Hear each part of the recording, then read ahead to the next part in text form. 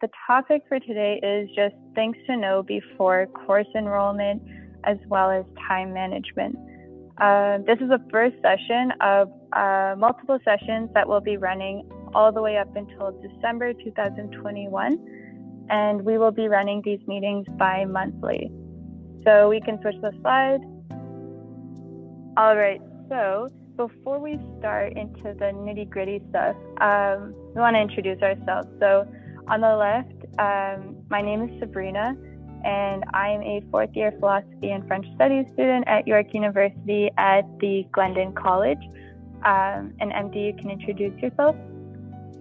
Hi everyone, so my name is MD Islam, and I'm currently a third-year student, and I'm pursuing economics at the University of Winnipeg, and I'm joining today from Manitoba.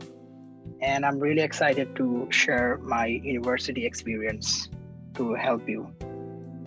So this year has been especially difficult to navigate, social, academic, and professional lives, even without COVID, just the transition into university. And so we hope that through this program, we can help you with the tips to succeed academically and even in your social, professional lives. So CSR's mission in general is to do their best to support students across the globe, across Canada, for their basic needs, whether it's tuition, grants, scholarships, educational supplies, all of that stuff. We work hard for a better tomorrow. The mentorship program has 4 parts, but the part that you're at right now is the academic counseling. And so the academic counseling has 2 sections. We have the one-on-one meetings and we have the workshops. So the workshops, you're at the workshop right now. It will be giving you some study tips, resources to help you achieve academic success and social confidence, as well as gain some practical advice from some upper year students who have started the journey already. Whether it's course selection, study tips, testimonials on our personal experience, we'll be covering those things up from now until December 2021. And we just wanted to say and clarify that the one-on-one sessions that the academic mentorship offers is not really a tutoring session. It's more so a way to connect and network with people and to help you one-on-one more personally work on your academic success in the skills to prep you for those things. So, you guys are here right now, but if you guys are watching on YouTube or another platform, feel free to reach us at our email here, csrmentorship@gmail.com. Be sure to list your name, your program, and what we can help you with. Please list us the days that you are available, and we would be set. We're going to introduce ourselves just around the circle. MD, do you mind just prompting everyone to introduce themselves with your name and your program? Yeah, hi everyone. So I would like you to introduce yourself. You can just put on the chat box your name and which year of study you're in and the program. Yeah, I can start. So hi everyone, my name is Priyanka, and I am in the BBA program at Schulich. Oh, that's great. And I see that Chelsea is in her first year of nursing. That's a great program. I've heard about it as well. I'll just introduce myself verbally. My name's Nicole. I'm also one of your academic mentors. I am at York University Kiel campus for criminology, and some of my many interests, if anyone has any murder mystery book recommendations, please feel free to give me some. I love murder mystery books. I'll go next then. So hello everyone, my name's Mahnur, and I'm going into my 3rd year in Law and Society at York Kiel campus as well. And it's very nice to meet you all. And I'm also one of your academic mentors this year. Yeah, and so I'm MD Islam. I already introduced myself. So I'm going to be in my third year of economics, and I'm attending the University of Winnipeg. And trust me, in Manitoba, it's really cold. So I'm in a very, very cold region. Today's topic, we already mentioned it earlier, but today's topic will be course enrollment and time management. So we're going to be going over course load and time management skills and tips. We'll also be giving you a little bit of insight on academic advisors, programming requirements, things to know before courses start in general, especially given a pandemic start, course registration, deciding your course load, and just general COVID-19 updates. All right, so I'm going to start off with this topic about academic advising. But first of all, I'd like to share a story about my university, like when I started back in fall 2018. So like at first I was really not sure what to study, and I just took some courses randomly.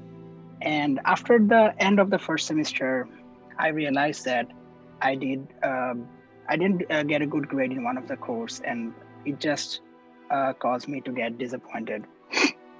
And so I just came across a senior, I signed up for a mentorship program at my university, and there was one senior student, and this person introduced me to this thing, and he told me, hey, I guess you didn't know this, but there is a department called academic advising, and if you go to them, they can help you solve your questions about degree requirements, or if you have any general question about university policies and stuff. And I was I was struck that time because I didn't know, and I was like, oh, is it? If I knew that, then probably it could have had a big impact on my studies, maybe just when I started the semester.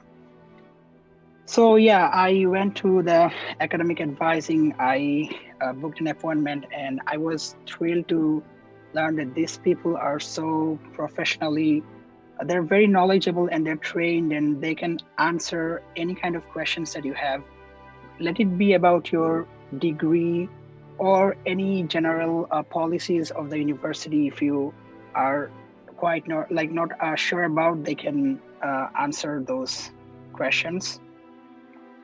So I would strongly recommend that if you are in your first year, you should definitely go and talk to an advisor, and they can help you in many ways. Like they can provide you information about your degree requirements.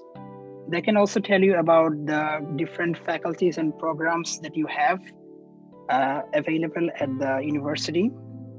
And they can also help you with something called an academic appeal. Let's say after towards the end of the semester, you just realized that one of your course grade, you feel like it's not the fair grade. You could have got a better score, and you wish to file an appeal. Then advisors are the best place to go, and they can help you. But just keep in mind about one thing, that advisors, they cannot choose courses for you. They're trained to give you basic information and answer your questions about requirements, about the things that you have to meet in order to finish your degree, but they cannot choose any courses for you. That means an advisor is not going to tell you that you should be taking, let's say you are doing a business program, you should be taking Business 1012, you should be taking Stat maybe 2000, or you should be taking English 1400. These are some examples of some course, the names of the courses. An advisor is not going to tell you what to take, but they will just guide you on how you can meet your degree requirements. That's what they can do. So just always keep that in mind. And so when you go to advisors, you have the right questions ready for, prepared ahead of time, so that they can help you with those questions. All right, so and how can we reach the advisors? Usually, I really enjoyed the time, like when it was in person. I really miss it. That in my university, I could just go to the academic advising department and just simply fill up a form and just wait for a couple of minutes with a ticket. And there was this drop-in sessions, which was offered by all advisors in my university. So the good thing about this drop-in session is that if you have any quick questions or just any small problem that you are facing, let's say it's with the registration or you are not understanding a small part of your degree requirement, you can just ask those questions during a drop-in session. And usually drop-ins last around like 10 minutes. In my university, it lasts 10 minutes. I believe that could be the situation for most universities in Canada. And those are great opportunities that you can use if it's in person. But as you know right now that due to the COVID, we have all switched to online learning and stuffs. You can also book appointments through the university's website. If you visit the website, you will be able to get the email of academic advising. And if you send them an email, they should be reaching out to you within the next 3 to 5 business days. And once they reach out to you, you can provide your availability, or if you wish to meet a specific advisor, you can also do that based on the information that you found on the website after your research. And yeah, so there are two types of ways you can meet. It could be longer appointments where you need to plan your entire degree or you have a lot of questions. So you can discuss those broadly in a 30-minute Zoom appointment.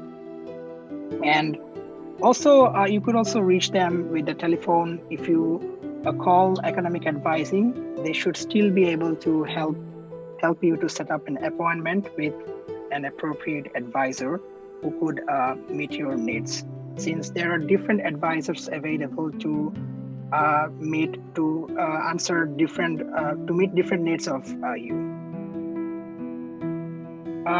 Program requirements. This is a very important topic. It's actually one of my most favorite topic. Regardless of any program that you take at university, let it be psychology, chemistry, physics, you have to ensure that you are meeting these three important requirements, because at the end of your studies, you have to declare your graduation officially, and the university is going to check whether you have met all these three requirements or not. So let's talk about them. And the first one you see here in this picture is the green pie here. It is the general degree requirement. Let's say you've decided that you want to pursue, let's go for your program, which is nursing. If it's a Bachelor of Arts in Nursing, let's say it's a 3-year program. So in that Bachelor of Arts degree, you're going to have to take a certain number of courses to fulfill this first requirement, the green pie. So you have to take some courses so that you meet those requirements. So if it's a 3-year degree, for example, you will have to take, I guess, a total of 90 credit hours. And if it's a 4-year degree, you have to take a total of 120 credit hours. So these are the courses which you have to take, and this will be checked when you are going to apply for graduation. Now let's come to the second part, the major. So within every degree, you have to declare a concentration where you want to focus your studies on.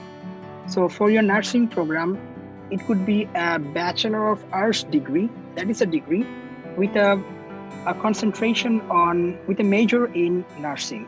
So this means that you will be taking some courses which will be within your field of studies, within your chosen field, which is going to be nursing here. So you have to take some courses which will fulfill this important requirement, and without this, you will not be able to graduate. And lastly, if you see the yellow pie, that's my favorite part, to be honest, because in this part, you are allowed to explore your interests outside of your degree, like outside of your studies. So what they do is that these elective courses will still fulfill your degree requirements. They will help you make progress in your degree. And at the same time, they will help you to explore your interest in other fields outside of your major. So you will have a broad degree experience, and that's what the university wants to prepare you for. If you are meeting all these three requirements, I can assure you that you will be graduating within the time that's mentioned for the degree. If it's a 3-year degree, you will be graduating in 3 years. But if you just slip out in some of these requirements, it might take you a bit longer to finish your degree. But usually those students who know this information right at the start of their degree, they usually end up not, doing those mistakes. And just a reminder that you must meet all these requirements in order to graduate, since at the end of your program, you will be asked to submit a graduation application where they will check if you did meet all these requirements, all these different parts of your program. All right, so I'm sure that at this stage, if you're in your first year, you might be feeling confused, like what courses should I take? Okay, like I know my program, but I'm still confused. Which courses should I take for my major, or what could I be taking to fulfill my degree requirements? So in order to help you with that, there are a lot of resources at the university. When you speak with the advisor in academic advising, they can provide you these resources, and also some resources would be available on the university's website as well. So this is based on my university. It offers something called a sample first year program. So if you see the picture here, this student has taken in fall and winter terms. This student is doing a business administration program. So you see that the student has taken some courses here, which will be fulfilling his first year prerequisites, which he needs to take in the first year in order to take upper level business courses. You can see that he has the person to BUS 1201, Econ 1102, and STAT 1301. So these are the courses that the person needs to take in this program in order to fulfill the prerequisites, which are the courses you have to take in your first year so that you can sign up for higher level or second year or third year courses.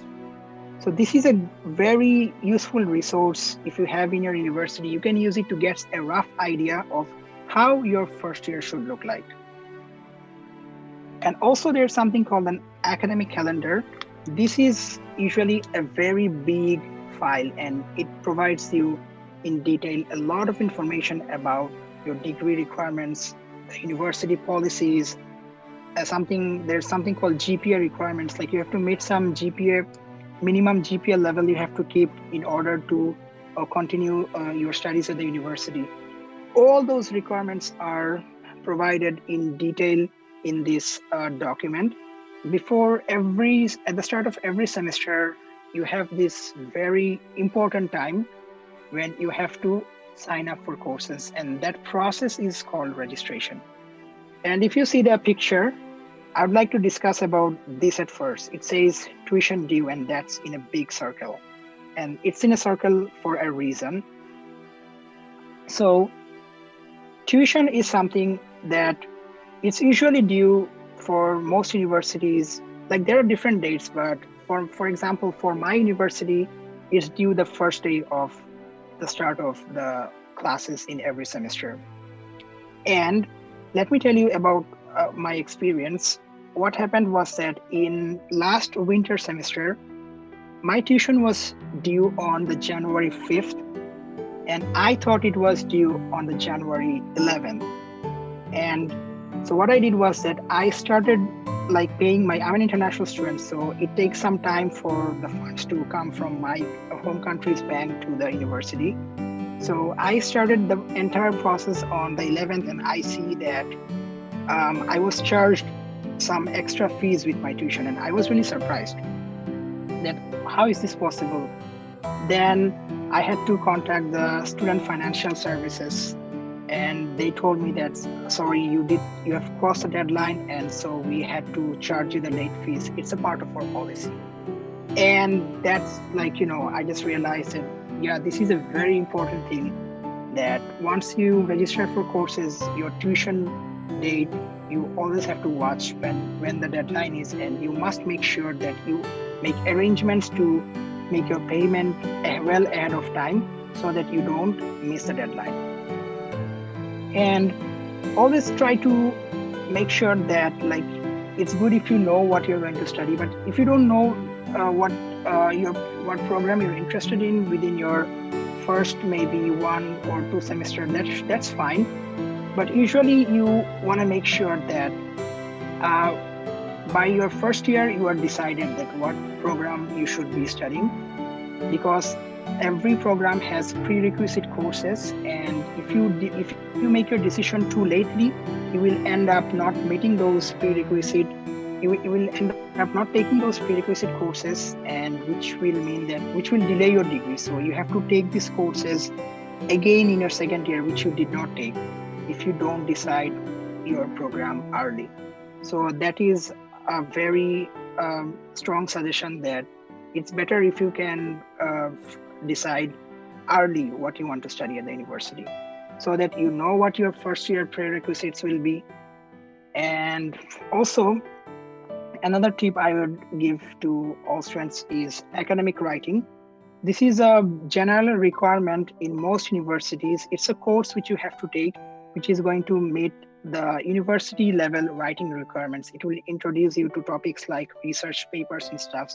We might have a session later on for this thing. And I recommend that you take it in your first year. And trust me, this will make you feel so good that you have done it in your first year, because when you go to upper level courses, you will see that they have a prerequisite of the academic writing to be done in the first year in order to register for those courses.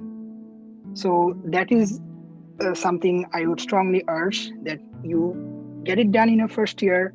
So when you're in your second or third year, you don't face any problem with registering for the high level courses, when you come to see that the academic writing is required to be done. And advisors are also going to tell the same thing to you, that is, suggest you to take your to fulfill your academic writing within your first year. And another important thing is, when you take classes, just make sure that 2 classes are not overlapping. Let's say you take a class on physics on Tuesday from 10 a.m. to 11 a.m. On the same Tuesday, from 10 to 11, don't take another econ class. So what it's going to do is that these 2 courses are going to clash, and it will be very hard for you to attend these 2 courses. And another disastrous part of this disastrous consequence would be that when you have your exams, you will see that 2 final exams at the end of the semester are going to be on the same date, same time. And I'm sure you know that you cannot attend 2 exams at the same time. So please make sure that when you are signing up for your courses, you don't end up taking 2 classes which are occurring at the same time, to avoid any kind of clashes occurring. So these were some useful tips which are going to help you a lot. And Priyanka, you can go to the next one. All right, so COVID-19. And I'm sure that you all know the current pandemic situation and what impact this has had on our lives. We are all restricted to our homes. We are connecting to our friends, family using social media.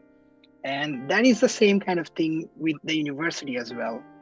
Since due to lockdowns and public health orders, most of the universities are closed. And I'm pretty sure also some high schools they also had to transition to online learning because of extreme rise in the number of COVID-19 cases.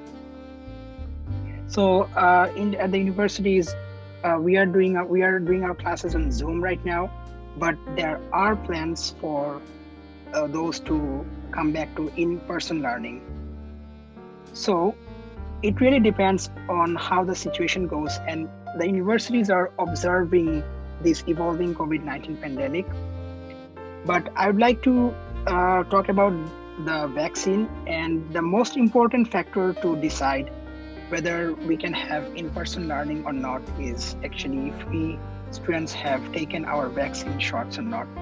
So I strongly urge you that if you still haven't got your shots today, please do sign up, do book your appointment ASAP so that we can go to in-person learning. So now we're going to be moving on to some unorthodox tips on how you can study on your own, specifically with time management, how we can work on our time management.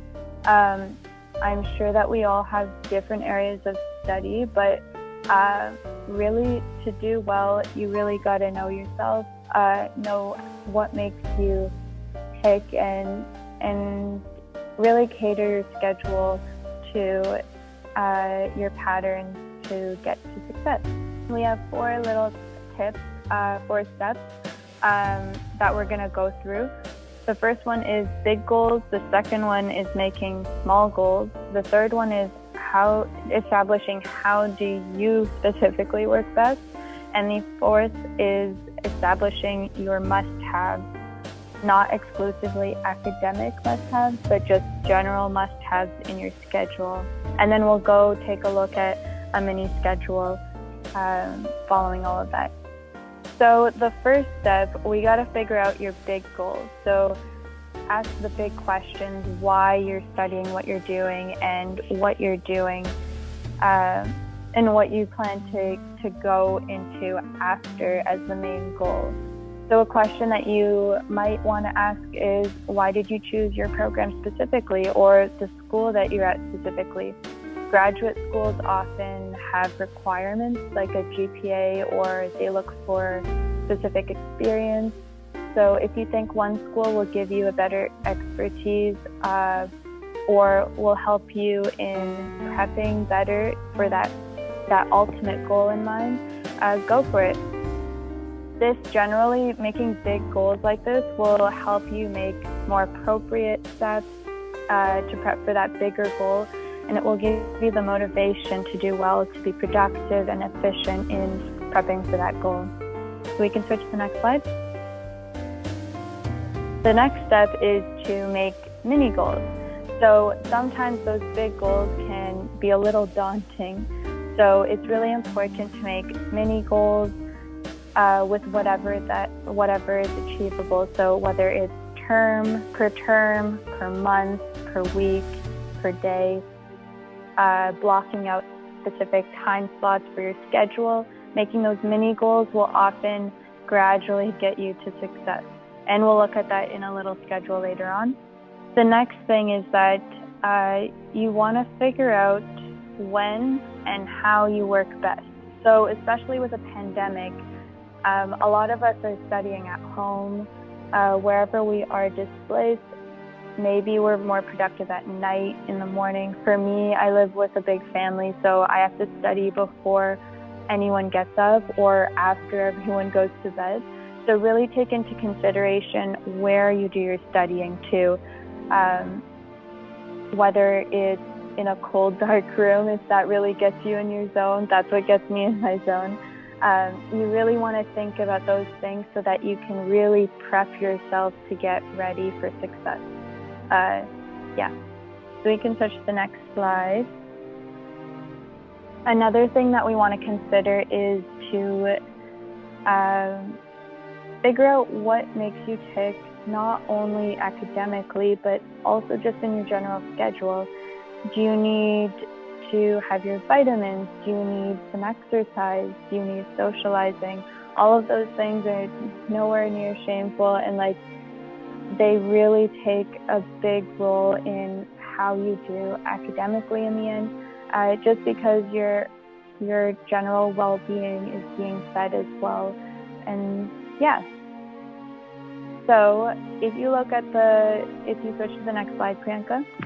So the next slide here, we have an example of a schedule. This Pomodoro method is a study method where you study 25 minutes on, and then you take a mini break, relax your eyes, look outside, get some water, and then you study back on. For an intense study schedule, you might want to study without your phone for the whole morning. For me, I'm really productive in the morning, so I will prioritize just studying that whole block with the Pomodoro method. And then in the afternoon, I'll focus in on more just like a checklist task involving stuff. So basically, I put in all of those steps, figuring out my main goals to build my small goals throughout the day, the little tasks academically, and then I will slot in my exercise and socializing afterwards, just to keep me motivated to finish my work. So Priyanka, you can switch to the next slide. So this slide hopefully is a slide with just some house cleaning tips for online schooling in general. Just for university, you really want to familiarize yourself with the formatting. All of us have different, at different universities, we have different e-class or like different online platforms that our universities use to communicate. So you really want to first change your email, make sure your settings are up to date with your preferred email. That's where your professors will be communicating with you. You want to know when your enrollment date is. I've definitely missed it a couple of times, so you really want to know when that is. And then you also want to just start checking those emails a little more frequently if you aren't an email person. Just like MD was saying, don't be shy to take advantage of those university-provided services. I know in my first year I was not aware of these services.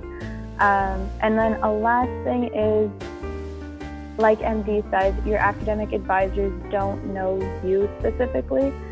They'll give you just logistics and specific requirements, but for you, you might want to see if a teacher is easier in a course. Maybe the workload is lighter for a specific reason. So for that, for bird courses like that, easier courses to boost your GPA, I honestly use Rate My Prof. I don't know, I guess it's debatable whether it's very credible or not, but I've found that it has some truth to it when it comes to reviewing courses. But yeah, so Priyanka, you can switch to the next slide. But yeah, we're really happy that you guys came, and we hope that you got some insight on some things on the academic enrollment and some time management tips. Feel free to ask any questions